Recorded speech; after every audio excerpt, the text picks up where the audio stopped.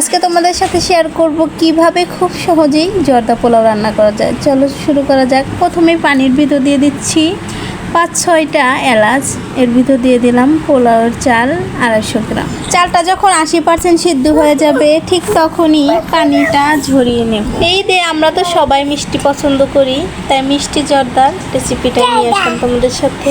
একবার হলেও ট্রাই করে দেখবে, খেতে কিন্তু ভীষণ মজা। এই দিয়ে খাবারের মেনুতে জর্দা পোলাওটা রাখতে পারো। এদিকে তোমাদের সাথে কথা বলতে বলতে আমার চালটা প্রায় 80% সিদ্ধ হয়ে গেছে, নামিয়ে ঝরিয়ে রাখবো। এরপর ঘিয়ের মধ্যে কিছুটা কাজু বাদাম ভেজে নিচ্ছি, এরপর কিছুটা চীনাবাদামও ভেজে নেব। চীনাবাদামটা ভালো করে ভেজে এরপর পাটায় পিষে একটু গুঁড়ো গুঁড়ো করে নিব, তাই খেতে একটু বেশি মজা লাগে। আর তোমরা চাইলে কিশমিশও দিতে পারো, যে কোনো ড্রাই ফ্রুটই দিতে পারো। এরপর বাদাম ভেজে রাখার পর যে ঘিটা ছিল সেই ঘিয়ের ভেতরে দিয়ে দিচ্ছি পানি ঝরিয়ে রাখা পোলাওয়ের চালটা। এরপর দিয়ে দেবো স্বাদ মতো চিনি, সাথে কিছুটা ফুড কালার, আমি অরেঞ্জ কালারটা দিয়েছি।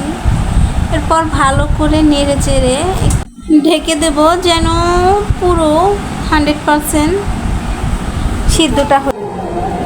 এভাবে আস্তে আস্তে লো হিটে ভেজে ভেজে দিতে হবে এবং কি মাঝে মধ্যে ঢাকনা দিয়ে ঢেকে দিতে হবে, যেন একেবারে সফট ঝরঝরে।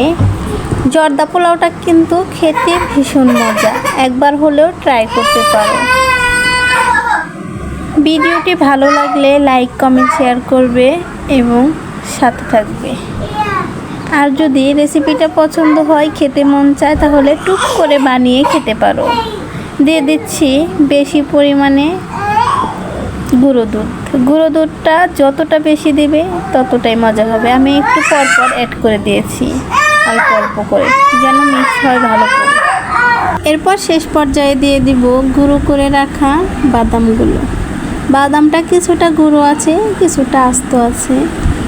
এদিকে রান্নাটা আমার কমপ্লিট হয়ে গেছে, এবার সার্ভ করে নিয়েছি। দেখো, দেখতে কিন্তু খুবই ইয়াম্মি হয়েছে, খেতেও বেশ মজা হয়েছে। এই ঈদে একবার হলেও ট্রাই করে দেখতে পারো। সবাই ভালো থাকবে। আসসালামু আলাইকুম, দেখা হবে অন্য কোনো ভিডিওতে।